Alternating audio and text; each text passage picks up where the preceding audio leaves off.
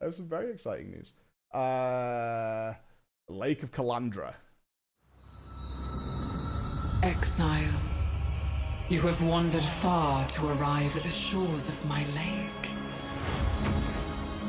I've still never had a mirror. A hidden realm I have overseen for longer than time itself.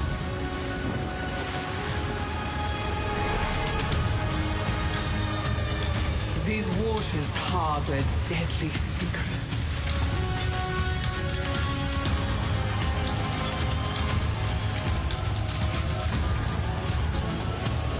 I do like how the floor is generating itself. That's awesome. Rayclast is reflected here.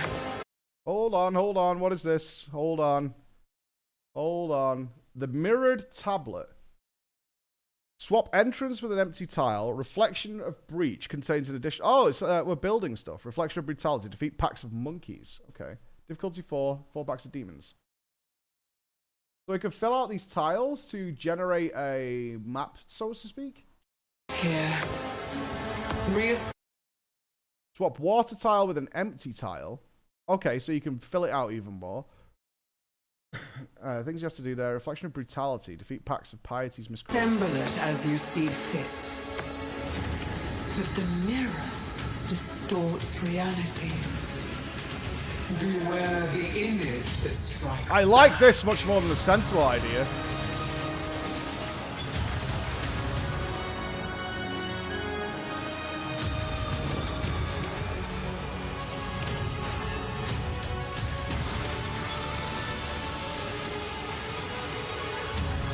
What the fuck was that ability? What was that? What is that? 4 new gems. What is that? That is a zappy boy right there. Buzz, baby. More uniques. Alright. Trickster Ascendancy rework. They rebalanced 100 uniques. I hope that means you get less for leveling. And more useful ones for you to actually play with.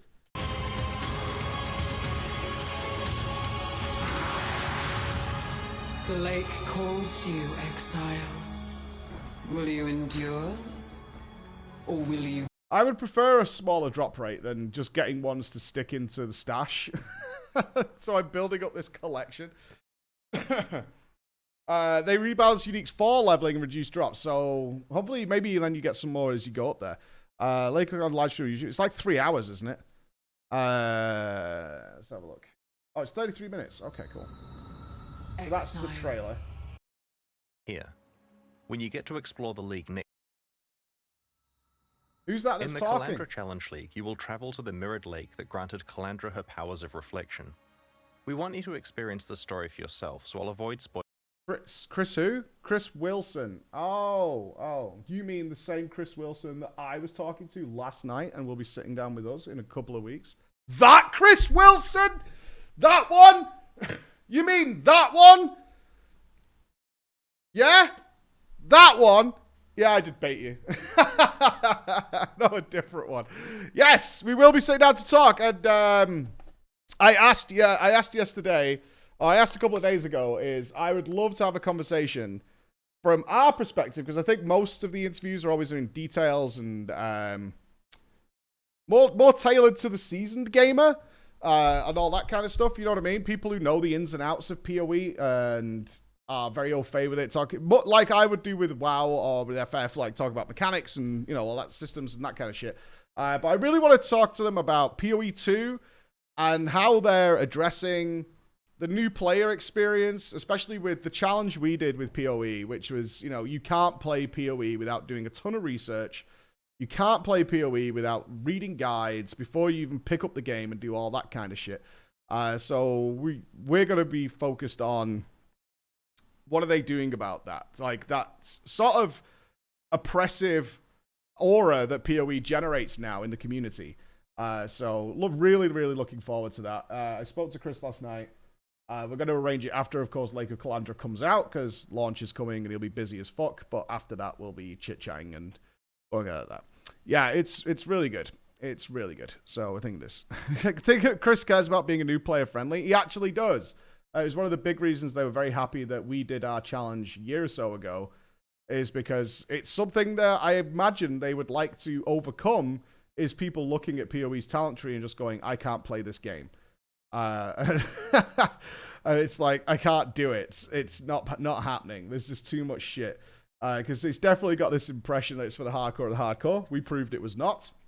And it's totally viable to play the game without that. Think about going to the convention ExileCon. Maybe.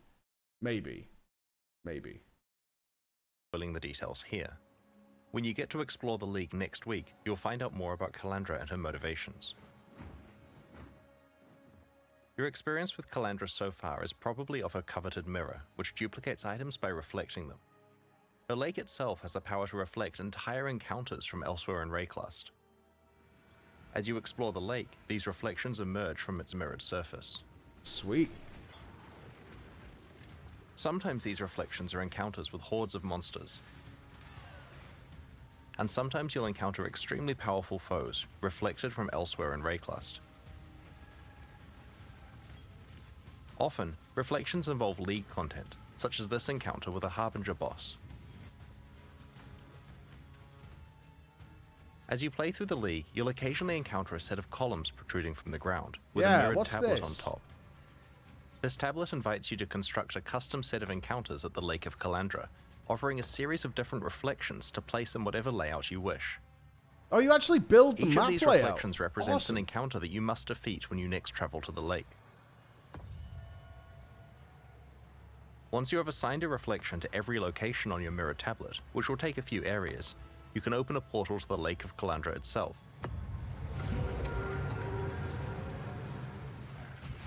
Did you see anything about rewards on these reflections of Rayclust as Kalandra manifests each encounter you have chosen.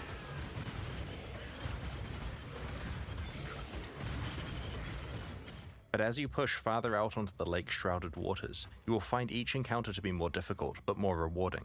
Yeah. This difficulty value counts up by 1 for each location away from the entrance the encounter is. Oh, that's clever. So you can up your chances of what you want to... Players wanting the best rewards will try to engineer tablets that have long, windy strings of encounters, reaching very high difficulty values by the end. To do this, there are occasional options that can be chosen which allow you to move and swap the entrance, reflections, and water tiles on the tablet. Oh, that's fun. Additionally, as you progress through the League, you'll be able to unlock special abilities that let you manipulate the options you have available on each tablet. If you don't like any of the choices available to you, you can earn the ability to skip picking one entirely. Skippers? The next ability is even stronger. It lets you re-roll the list of options so that you can immediately pick another one. Finally, you can earn the ability to exile a choice entirely. For the rest of this tablet, that choice will no longer appear. This is nice. Once you reach maps, you'll be able to itemize your mirrored tablets so that they don't have to be played immediately. They can be stored for later or traded with other players. Oh, someone could build one for you. As you visit the Lake of Kalandra to attempt your mirrored tablets, there are many types of rewards you can find. An encounter that is based on a past league implicitly grants the rewards from that league, but with extra juice so that you're not missing out on bonuses you'd have obtained if your Atlas tree applied to the lake. Other encounters that aren't based on past leagues generally yield a reward chest that rises out of the lake when you complete the encounter. Certain reflections grant you access to a new variation on rare items, exclusive to the Kalandra Challenge League. When you complete the encounter, you'll get access to some reflecting mist, which presents you with a difficult choice. It generates a rare ring or amulet with an unusual set of mods. Some are very high, and some are very negative, which hurt your character. Oh, that's really good. The item is then duplicated, with a reflected copy having inverse mods. Negative ones are now positive, and vice versa. I love that. How many times do you pick up an item and you're like, I just wish it was the other way around? Motherfucker, I just wish it was the other way around and it would be perfect. That happens all the fucking time, man. That's cool. The amount that all of these mods are scaled up by is based on the difficulty of the encounter you just completed. You may only pick one of these items to keep. It'll often be a tough choice, with each item having its own strong pros and cons. But sometimes, you'll be offered an item where the negative mods aren't downsides for your build, and the juiced up positive mods are very attractive. Ooh. There are also some special new jewelry base types that you can rarely receive from this process. Energy shield. Boo. One rare and difficult encounter rewards you with an advanced version of this crafting process. It allows you to bring your own ring or amulet, distorting and reflecting it with the same process described before. Oh, that's awesome. So you get that item and you're like, fuck, I wish this was just the opposite way around, and you can bring it with you. That's amazing. The mods are scaled up in value and some are randomly negated. Oh, it's The random. reflected copy has the Oh, inverse no. set of negations. Oh, bricks. It will certainly be tempting to gamble Bricks. with some of your best jewelry to try to double the values that really matter for your build and negate the ones you don't care about. Gamma! A bricked. It's a giga bricked. If you're very lucky, you may find a special League-exclusive unique ring at the lake. Kalandra's touch mirrors the effect of your other ring. The Kalandra Challenge League has something for everyone. It's an out-of-area combat league where you build your own sequences of encounters. It lets you fully dictate your desired level of risk and reward and fully customize what content you play. It features a powerful crafting system, valuable rewards, and offers a glimpse into the lore of one of Path of Exile's most iconic characters. We can't wait to play it with you next week. Legit, man. In every That's a expansion fun leading league. up to Path of Exile 2's release, we'll be improving Path of Exile's endgame with new content to explore and new ways to customize your endgame experience. In the Lake of Kalandra expansion, we're introducing Atlas Memories. They aren't a league feature, they're part of the core game, affecting standard and persisting once the Kalandra League has ended. In Interesting. maps, you'll very rarely find a memory item, which represents a set of memories that an NPC has about their past. Something special happened to them while exploring maps, and you're able to experience those events for yourself. Let's have a look at a couple of examples. In this Atlas memory, Kirik tells you about the time that he stumbled across a staging ground for a Harbinger invasion of Rayclust. Each successive map you play in the sequence has more and more Harbinger portals and invaders that you must deal with. I'm so dead. This is a memory of Nico's, where he entered a sequence of maps that were entirely consumed by permanent breaches, like a Breachlord's domain. He survived to talk about it, but will you? No. Right-click a memory and apply it to a I completed won't. map on your atlas. It'll mark out a series of adjacent maps that the Atlas memory will Oh, span. you get to go on a little journey. Oh, cool. When you next talk to the relevant NPC in your hideout, they'll tell you about their recollections and will allow you to start exploring the memory. Each map in the sequence is provided for free by the NPC, and you'll be able to roll it like usual Oh, before that's running. cool. Because these maps are memories of the NPC, they are not affected by your Atlas tree. However, the content is generally as difficult and rewarding as a fully specialized Atlas tree would cause it to be. Yeah, like a series of 4 or 5 free maps. That's awesome. Each successive map in the sequence gets harder and more rewarding as the memories intensify. While memories are tradable, they're also very rare and valuable, so you'll probably want to complete them yourself if you can. Yeah, don't play with For friends. players who love lore, Atlas memories help expand on the backstory of key NPCs. For players wanting to try out different league Fuck mechanics multiplayer. at quite high levels of juice that they haven't specialized their Atlas for, memories let them do this without a bunch of respecking. And for everyone else, I wish I Atlas could get memories into are the a great PoE way lore. to earn It's some too valuable slow. items, if you're strong enough to complete Once them. I walked the path of the chosen one, exile into The Lake of forest Kalandra expansion darkness. also contains a new unique map that I'm quite excited about. The Trial Master is back. This boss from Ultimatum, and more importantly, the unique I haven't items he killed this drops, guy. have been sorely missed and will be making a return as the Tower of Ordeal's unique map in Lake of Kalandra. This map can be created by completing difficult endgame Val content. We have not forgotten about the rest of Ultimatum and have a specific plan for how it will return in the future. Whenever we're improving Path of Exile's endgame, we take every opportunity we can to add new variations of rewards that you can find. We don't want to say too much about how these are acquired, but in this expansion, it's possible to very rarely find special foil versions of any pinnacle boss unique item. These have the same stats as regular ones, but are certain to be highly prized by collectors or wealthy players wanting to show off. The Lake of Kalandra expansion contains 14 new unique items. In addition to the Kalandra's Touch ring that is exclusive to the Kalandra Challenge League, we have introduced a new endgame pinnacle boss reward, a supporter unique, the Tower of Ordeal's unique map, 6 new Grand Spectrum jewels, and even some leveling uniques. The first we're showing you today is Soul Are any of these designed by a pair players? of gloves designed by Zizaran. They drop from the Uber Elder. Soul Eater is a very powerful buff, but it is usually hard to obtain in boss fights. This unique grants you the ability to gain stacks of Soul Eater when you hit a unique enemy, but also makes you lose those stacks if you aren't near one. Ghost Wraith is a leveling unique which allows you to play as an almost pure energy shield character during early parts of the campaign. We'll reveal the other new unique items in If this you set expansion max over life the next converted week. to energy shield.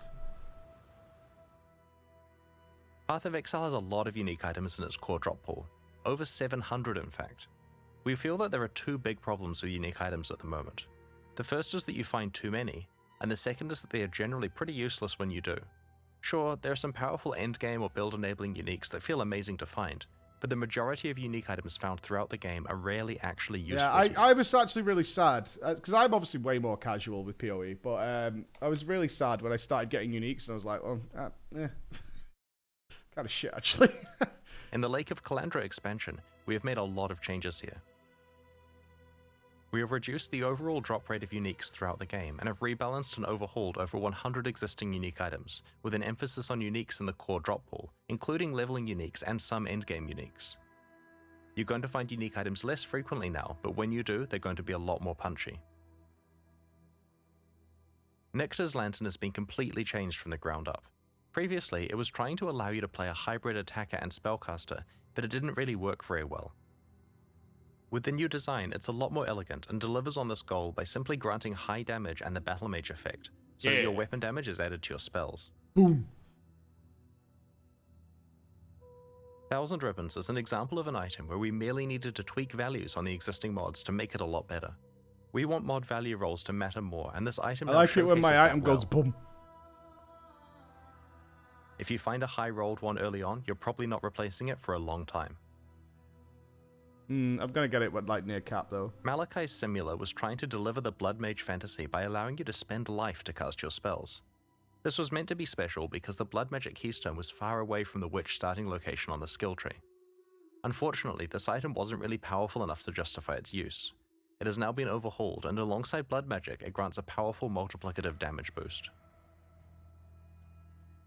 20% chance to deal double damage. Yummy. With over 100 uniques rebalanced in this way, your play experience is now punctuated by Oh, quite I might large try an bursts of archer power next when you time. find one. We'll continue to examine the power level and rarity Although I of kinda more wanna unique try items in mines out. subsequent 30 expansions. months. Less than 12 months to PreachCon 2023. Less The Lake than of 4 Kalandra Archer or expansion mines? includes 3 new skill gems and 1 new support gem. Alchemist's Mark is a new mark skill. Igniting or poisoning the marked target creates burning or caustic ground underneath them, based on the damage of the strongest ignite or poison on the enemy. The damage of the ground effects also scales with Curse and Mark effect, providing a non-standard way to scale your build's damage. Hitting the marked target also refills some of your flask charges. This new skill opens up an extra source of damage for Ignite or Poison-focused characters, especially for Ignite builds that want an alternative to Flame Surge, or Poison builds that cause fewer, higher damage poisons. See, I just This love high-level build Smash uses Flame Smash. Blast, with 100% of the damage converted to I'm not a Chaos, poison kind to of inflict guy. huge poisons on enemies. When Alchemist's Mark is cast on an enemy first, that enemy drops caustic ground when it's poisoned, scaled by those big Flame Blast poison hits, melting everything into a puddle. I like it when my axe goes through the Galvanic head. Field is a new shock-themed spell. When used, you gain a buff, granting a small bonus chance to shock. When you next shock an enemy, the buff is consumed and the enemy becomes energized, repeatedly zapping themselves and nearby targets, a Zappy lot like zaps. Ball Lightning. If the energized enemy dies, then the energy sits at their location and continues to zap things.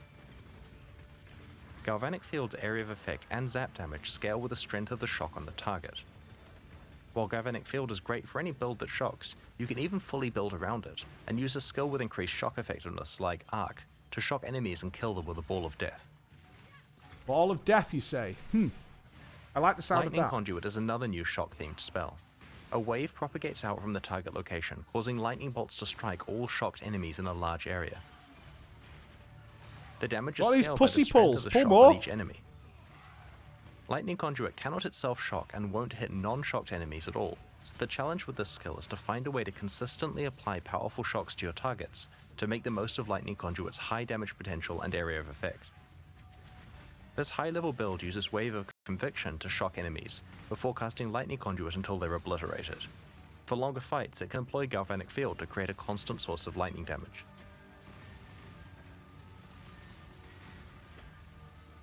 Last but not least, Overcharge Support is a new support gem that causes supported skills to deal less damage, but makes them inflict much stronger shocks and grants them a higher chance to shock. Overcharge lets many Less different damage? lightning skills create powerful shocks. I don't understand. Use this to take advantage of Shock's large damage multiplier, or to activate Lightning Conduit and Galvanic Field. I'm confused. As Path of Exile expands, we often revisit previous Less leagues, damage. reworking them so they stay relevant and engaging. In Lake know of about Kalandra, that. we are targeting 3 such leagues: Arch Nemesis, Beyond, and Harvest. Oh, please change The Harvest. larger context here is that we've been Fucking- re-examining what role rare and magic monsters have in Path of Exile. Nothing fucked me up The more last introduction of league Arch than Nemesis Harvest. modifiers as the monster mod pool prompted quite a lot of discussion about how often you should encounter rare and magic monsters, how difficult they should be to kill, and how rewarding their death should be. I get how it works. Previously, So League trolling content us. made fights hard by spawning a lot of rare monsters. A whole lot. In some cases 6 to 8 times the normal rate of rare monsters. Oh, it's me! Now that we have better mods available to make fights against rare monsters individually challenging, we have gone through the whole game and normalized the rate that rare monsters are spawned at. Oh, good. Some leagues had quite large reductions in spawn rate. You won't encounter situations with dozens of rare monsters on screen at once anymore. Alongside this reduction of how many rare monsters you'll face, we have improved their rewards and made sure that they scale with both difficulty at the encounter Oh, and any I item would rarity or much quantity prefer bonuses harder that you one-on-one have. fights. That more engaging one-on-one fights During the would be way campaign, better. you'll only encounter 1 and 2 mod rare monsters. The 2 mod encounters are a bit harder and have better drops. In maps, you'll stop encountering 1 mod rare monsters entirely, and will mostly encounter 2 and 3 mod rare monsters. It'll also be possible to encounter 4 mod rare monsters again. Not only are the innate item drop bonuses scaled up significantly on monsters with many mods, but we have made these challenging encounters rewarding in another way too. About a third of the more powerful Arch Nemesis modifiers now use a special Something's reward just going to conversion fuck us up system. immediately, isn't it? For example, if you defeat You gotta a be monster with rolling the through the Corruptor map, mod, and then something's all just of its gonna drops crush become you. corrupted. The Solaris Touched mod converts all of its item drops to maps. Oh. Oh, nice. The Katava Touch mod will cause the rarity of its drops to be upgraded by 1 tier, so magic becomes rare, rare becomes unique, and so on. If you're lucky, you can find these conversion modifiers on both the 3rd and 4th mod of a rare monster. This causes them to stack together. So if you kill a 4 mod rare monster with both the Entangler and Katava Touched mods on it, its heavily juiced drops will also be converted to jewels with their rarity upgraded by a tier. Very Due juicy. to the high amount of inherent item rarity that 4 mod rare monsters have, this Super may result juicy. in several unique jewels dropping. This conversion system is fully compatible with your item rarity and quantity bonuses, as well as the drop bonuses from all other Arch Nemesis mods. Going forward, we want to make sure that a lot more item reward mechanics scale with your character item bonuses. Get your Magic Find characters ready. No. As a result of this system, when you do Smash. encounter a rare monster with many Arch Nemesis mods, you are well rewarded for the difficult fight. All trash. We have also been listening to feedback about the Arch Nemesis mods that can spawn on magic monsters. Too many of them had external visual clarity issues like on-death effects. We have toned these down on magic monsters so that more of them are stat-based bonuses that aren't so spammy. Encounters that spawn a series of magic monsters now make sure to preserve the same Arch Nemesis modifiers between the monsters rather than rolling a different one for each monster. This will further help keep the game state understandable in hectic situations. Yeah, it didn't really work out last Beyond week, was did it? introduced in August 2014, initially as a hardcore-only challenge league. It's 8 years old now and certainly has several issues. Firstly, the art. Have you ever really taken a close look at a Beyond demon? It is literally a bandit from Act 2, dunked in red paint. The second issue is its balance. The number of magic and rare monsters spawned is so much higher than the rest of the game, and whatever problems that resulted in before are magnified now that rare monsters are meant to be more difficult. Beyond also spawns way too many unique bosses, which causes its own set of issues. In Lake of Kalandra, we have given Beyond much more than a fresh coat of paint. The Scourge have taken over the realm of the Beyond demons. The old bandit Beyond demons are gone. Summoning monsters from Beyond will now summon Scourge monsters and bosses. We have completely rebalanced the rate that Beyond monsters and bosses spawn at so that it's appropriate for modern Path of Exile. The new Beyond monsters can now occasionally drop the Scourge leaks Give me all into wiggly currency arms! items that allow you to modify corrupted items. Oh, cool. Thanks for using. We've also completely revamped how harvest crafting works. Oh, Rather than crafting. being Oh. presented with a selection of crafting options that must be used immediately, you now receive itemized tradable life force of the appropriate color. Okay. This life force can be used later, in your own time, at the hoarder crafting bench in your hideout. Its crafting options are now priced in terms of this itemized life force currency. Huh. Tier 4 bosses are now encountered much more frequently and can drop a key to fight a Shabi. She yields special life force which can be used for a specific set of crafts. We have rebalanced all harvest crafts for the new system and have removed a bunch of filler crafts and some ones with deterministic outcomes that were incredibly RNG gated before. Some crafts that provided access to exclusive content, like the special offerings to the goddess, have been removed because these items can now be found in more appropriate locations elsewhere in the game. Trash. Trash. The result of these changes is that when you complete a harvest, you aren't presented with 30 crafts, which must either be used immediately or unsafely traded to some player you found on a community Discord server. It also means that every bit of life force you receive is going towards a craft that you actually want to use on one of your items I mean, when you're ready to use I just it. felt like in Harvest, you rather Your just going interaction for with the life Sacred Grove or is now like far simpler as well. Just instant enter, gem pick your slots plots, is what I defeat always the went monsters, for. and get on with your mapping. Physical damage sometimes. Like with Arch Nemesis and Beyond, we have also addressed the monster composition of Harvest's fights, so that it doesn't contain too many rare monster mods, and so that it is of appropriate difficulty for its rewards. In addition, the rewards for Harvest now scale with map quantity and pack size, incentivizing you to juice your maps. No, no juice. Previously, the crafts you received will not Easy scale mode. up at all if you played a harder map. Last week, we posted this expansion's character balance manifesto, which detailed the many changes we're making in Lake of Kalandra. Juice it There up are big plenty time. more changes, which we will include in the full patch notes that will be posted after this livestream. But on this stream, I'd like to talk about a few specific areas: minion itemization, Melee fixed. exalted and divine orbs, and the trickster ascendancy class. Melee buffed Historically, by minion builds 60%. have not been particularly reliant on the stats of their items. Most of the power of their minions came from No? their skill and Okay. support gems.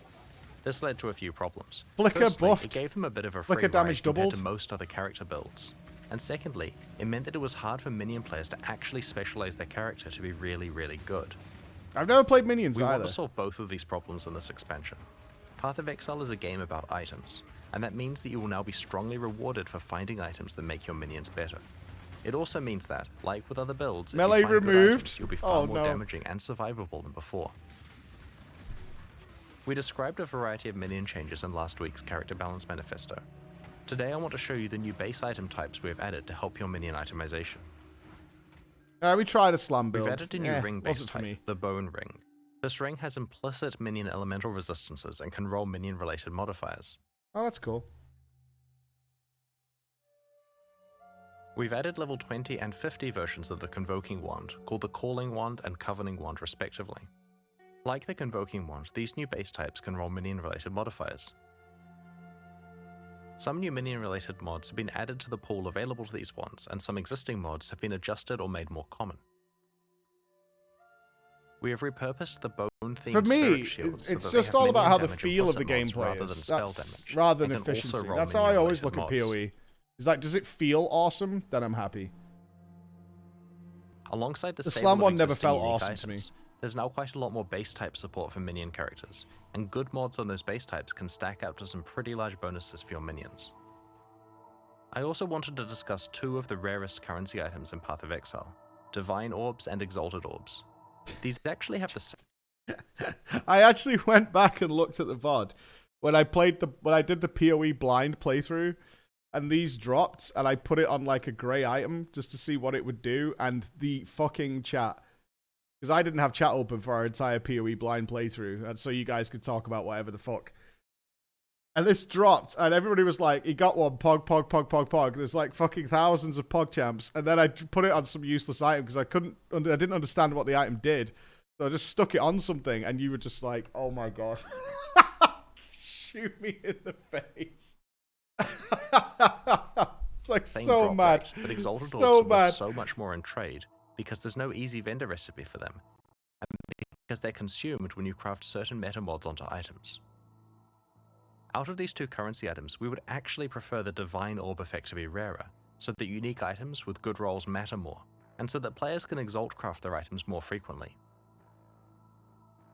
We are making two changes that will impact this. Oh, look at these Firstly, 6 link. we are changing the cost he's of good. crafting meta mods so that they cost Divine Orbs rather than Exalted Orbs. Oh, that's cool. Secondly, we are changing the 6-link vendor recipe to grant 20 Orbs of Fusing rather than a Divine Orb. Wait, This you can change will sell result tabula in rasa. Exalted Orbs being far more available for crafting, You gotta and keep Divine it, Orbs Mike. less available for re-rolling mods on items. You gotta keep it. It'll certainly be interesting to see what the de facto trade currency becomes next league.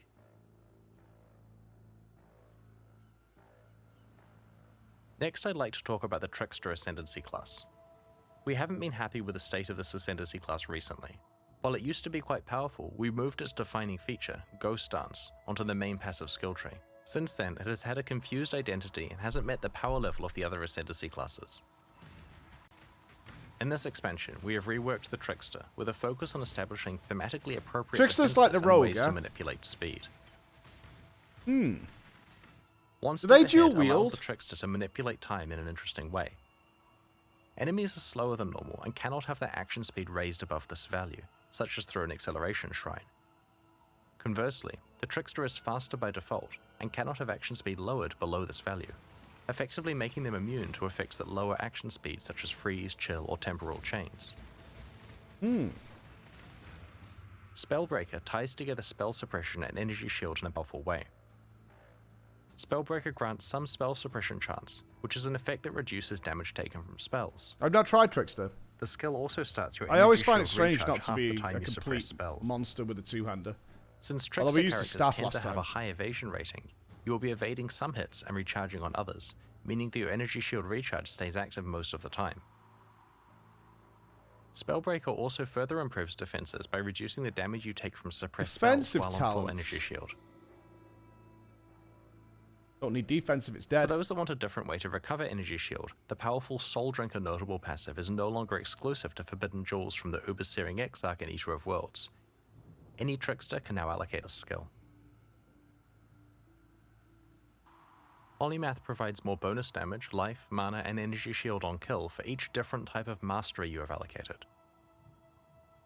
It reinforces the idea of a Trickster being a jack of all trades, and will lead to interesting decisions when planning your passive tree, trying to fit in as many different types of masteries as possible. Overall, the new Trickster is intended to be the Shadow's answer to the I champion. like that. but What's faster. that?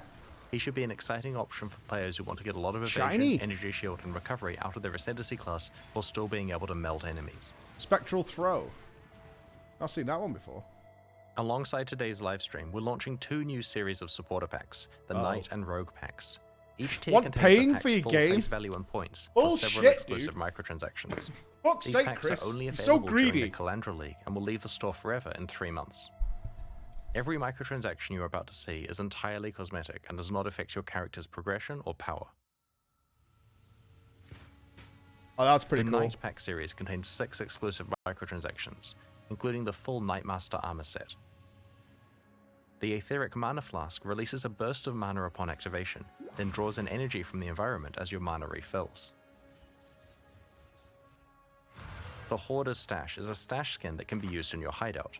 As you place items in the stash, they hover above it until you're finished, before being sucked into storage. Slurp. This is the Nightmaster armor set. That's pretty good. While wearing its helmet, your actions are Oh, I like that periodically one. duplicated by Yeah, I an like that ethereal more. copy of yourself.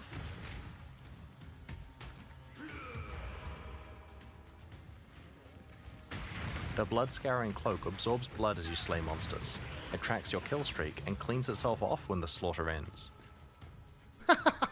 That's pretty good. The Ring of the Victor causes a podium to rise up underneath you Oh, when you shit. are standing still, elevating you above other players. That's right, you fucking paws.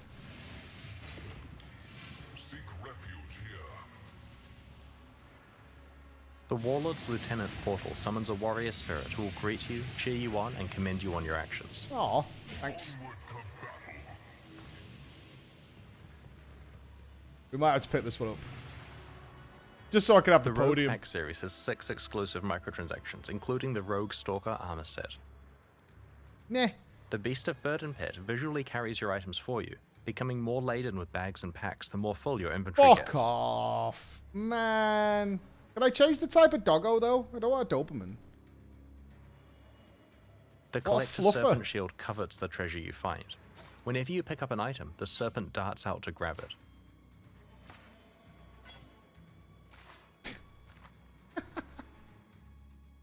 This is the Rogue Stalker armor set. While wearing its gloves, critical Nah, strikes cause not blades for to me. appear and slice at your enemies. Yeah, I don't like that one.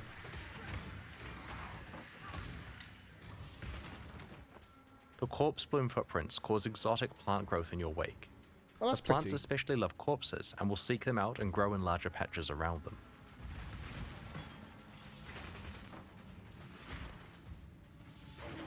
I don't want the Doberman. I like the dogs I've already got in PoE. I like my pupper collection. We've got the golden On the other hand, retriever. the Undertaker's amulet inters corpses for you, burying them and marking their location with gravestones. F. The unstable explosives back attachment is not for the faint of heart. As your life gets lower and lower, it gets closer and closer to exploding. Need. And when you die, your party members will certainly feel it. Oh, does it hurt people? As I mentioned before, these packs are exclusive to the Kalandra League and will leave the store in 3 months. They're available right now at pathofexile.com/purchase, and they directly fund the ongoing development of Path of Exile 2 and Path of Exile 1 expansions like Lake of Kalandra. In addition, the supporter packs introduced with a Sentinel expansion are leaving the store forever in 1 week. Now's your last chance to purchase them. Already got We 'em. greatly appreciate your Lols. support.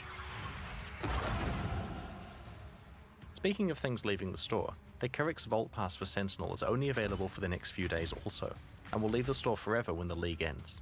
There's no penalty for purchasing the pass late in the League after you've wrapped up your map completion, so if you're pleased with where you got to in maps and Sentinel and want to lock in your unique skins, it's not too late to buy your pass. We needed the coins, guys. Let's upgrade the Next up, guild. we've got the Q&A with Ziggy D. Once that ends, we'll post the full patch notes for Lake of Kalandra. Over the next week, our community team will buy post again? teasers for new and revamped unique items. upcoming I've quality spent of more life money on improvements, PoE an and never announcement for felt the a League single launch race twinge event. of regret. On I spent launch a weekend, lot of money we'll be on running PoE. another set of Twitch drops, and expect to release the new Mystery Box and Kyrix Vault Pass in the days after launch. Thanks for joining us and checking out today's reveals. We can't wait to see you in Rayclast on August 19th. We'll begin the Q&A in a few moments, so please get your questions ready in chat. They deserve it, yeah. Like, I have no qualms about giving GGG money. Like, they do their job, man. They fucking work their balls off. Never had an issue with giving them money. It almost feels rude that it's free to play. It's totally worth the cash. It's absolutely worth the cash. Yep. Chris, Black Lotus says, yeppers. Some really cool things in there. I'm actually very much looking forward to the league itself, league mechanic. Somebody who plays Spirit of Game Design. I haven't, no, but we'll be talking to Chris in a couple of weeks. We'll be sitting down with Chris. So if there's anything you felt you were missing, just let us know. But we will be sitting down to talk to Chris in a couple of weeks. Something About all that stuff. Should be exciting. Let's go! Yeah, I spoke to him last night. He's excited. Obviously, they got the Lake of Kalandra coming out, so it'll be after that's come out. I've got every tab, maybe $2-3 for 3,000 hours of fun. It felt rude. I made my first PoE purchase about 20 hours in. Because I was like, this feels unfair at this point. Will that be following a guide this time? We did last time, actually. I don't think it's a case of following a guide solves everything. It's more about knowing what build you want it to be at the end. And I'm always tempted to try something new, but ultimately I just love smashing things to pieces with big-ass weapons. That's the thing. I love melee. I love crushing things. I like it when enemies just pop because I hit them with the giant axe or whatever. So what we go with, I don't know. Like, I'm tempted to try out an archer. I'm tempted to try out mines. I don't really want to play a caster. I tried it, but it's not really for me. Like, the lightning stuff, not super interested. If I'm being honest. Like, the zappy zap stuff, not really for me. So, I don't know what we'll go for this time. Rager, caster's mad until super late game. I guess so. It's just, it never feels satisfying to me, the caster stuff. I did try it for a couple of leagues ago. It never feels bone crunching or like it feels kind of like wearing the enemy down. I don't like that. Map in the sequence gets harder and more this one I've been told is pretty good. Is this the memories intensify. I think it's called Toxic While Rain. memories are tradable, they're also very rare and valuable, so you'll probably want to complete them yourself if you can. Maybe Lightning Strike, maybe. For players who love lore, Atlas memories Poison help expand on... Concoction. Things go pop. I'll have to look at a few builds. Maybe I should talk to Ziz or something and see what he recommends. I'm not really asked about playing Flavor of the Month because, like I say, I play it a much more casual way. We usually have a load of fun for a couple of weeks, a month or something like that, and then leave it for the next league. And I'm more than happy to play that way rather than be fully invested in it. Bone Shatter. Let's have a look.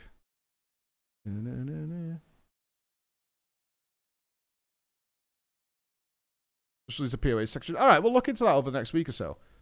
I think that's a good idea. Bone Shatter for bone crunching. All right, Zizaran, Bone Shatter. Let's see what our boy's got to say.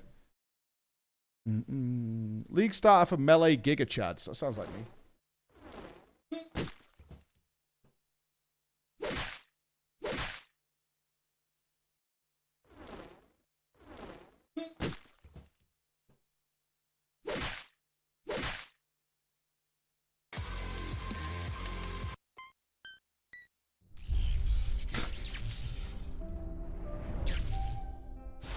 Hi guys, Cicerin here with another build guide, and this is Bone Shatter Slayer featuring Karn. It is an insanely strong build. Ooh. Very, very good, especially for a melee build. It is actually a competitive racing build. Both Lighty and Karn is growing this in the upcoming race now, so it's going to be interesting to see. This looks more like me. The build for you, especially all those melee chads out there. And a big downside to the build is that it doesn't have any passive damage like explosive arrow putting on the totems. It does only do damage while you're actively hitting. So that would be a downside, but still a very, very strong build. Karn, show us a little bit how to play the build. It's very straightforward how you play that. Very simple. Gearing can be hard at times. Do you need some like specific things to get it going? I think that was the problem we ran into with the last time we did the Flicker guide. Is you needed some like kind of specific things to really get it going, to get like mega frenzy stacks and stuff. Very good clear, good speed. It's safe because you stun everything, and for single target when you get to the map bosses, for example. I like it. I can't even tell what's going on, and everything's being smushed. Your protector, your Val Warchief, Berserk, focus. Okay, I kind of like the look of that. And that's the boss down. So as normal, we're using Path of Building for this build guide, and we have a link third in the party as description on how fuck, to Ziz. download it. Karn has put in everything as a step-by-step leveling process, including labs, etc. So you can see that here. That means that you won't get lost while leveling. In the skills, you can see that we're starting off leveling by splitting steel. Yeah, third party AF, bro. Helix at level 12.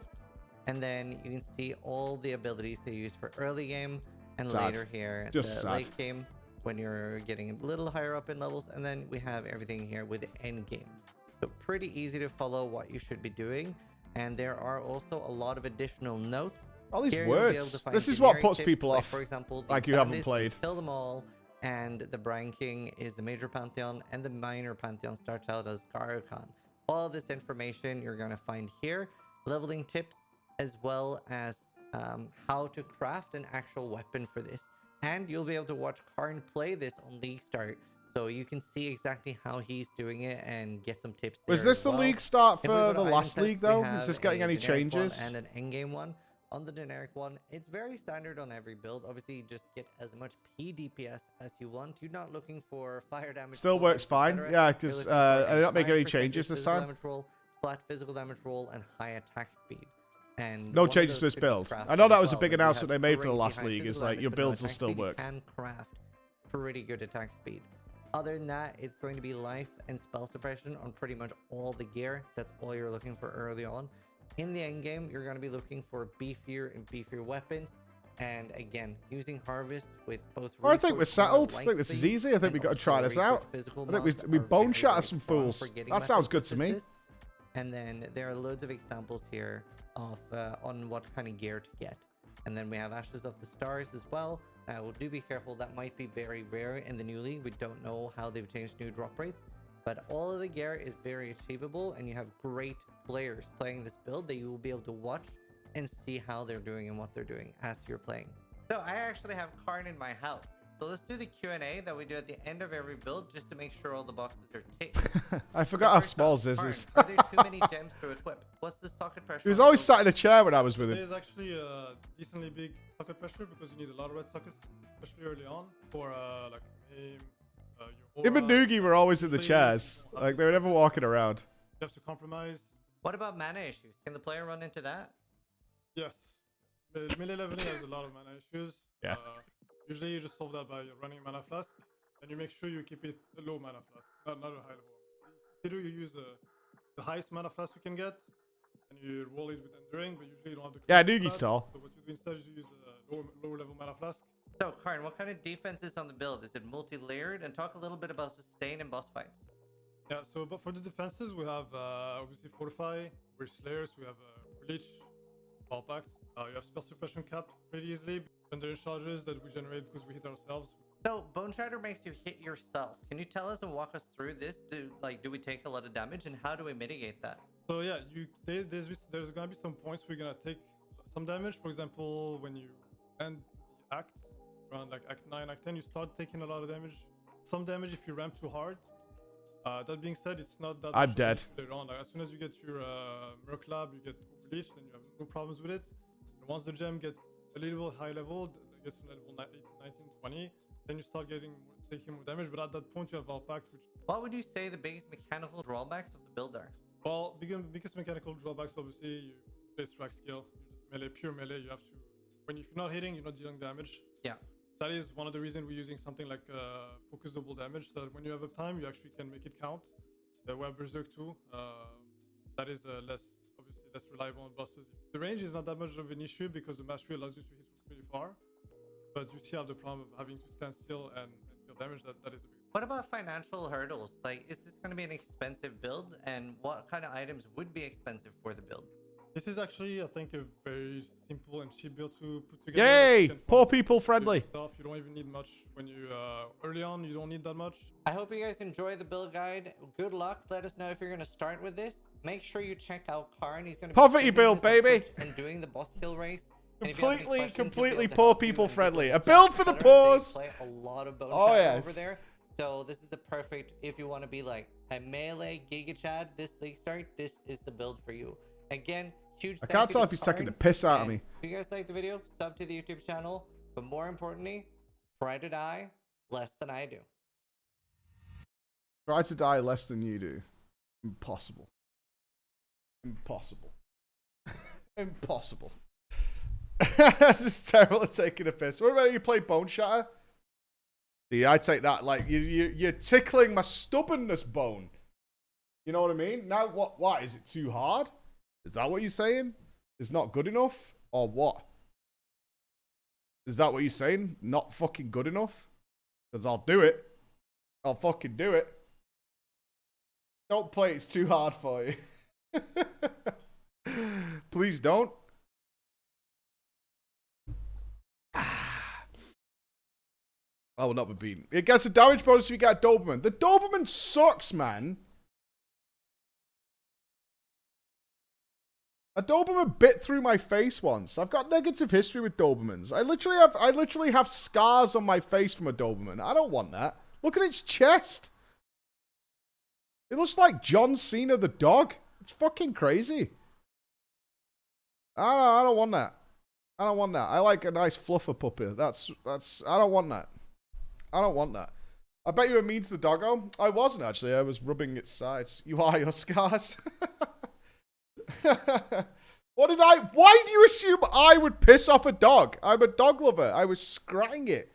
And then it accident. Look, to be fair, it was an accident. It just happened to have massive jaws. And it went, and it caught my lip, and like its tooth went right through it.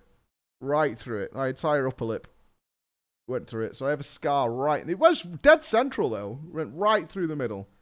Right through the middle. And just split my entire front part of my face in half. That was it. He was just yawning. He was yawning too fucking close, let me tell you. It was too fucking close, so its teeth went through it. Stop kissing the doggos? No. Absolutely not. This league looks sick, though. This looks way better than the Sentinel League, and I like the Sentinel League as well. I like playing the Sentinel League.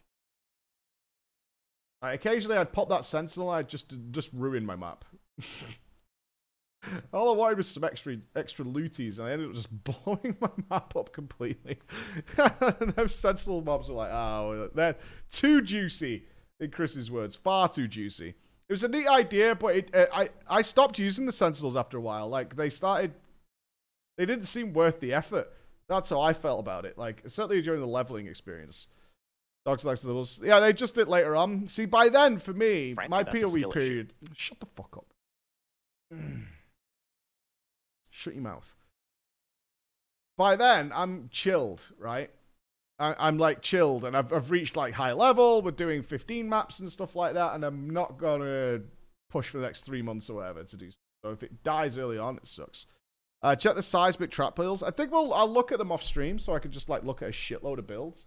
I think that's my game plan for it, but I'm actually genuinely excited about it. That sounds pretty awesome.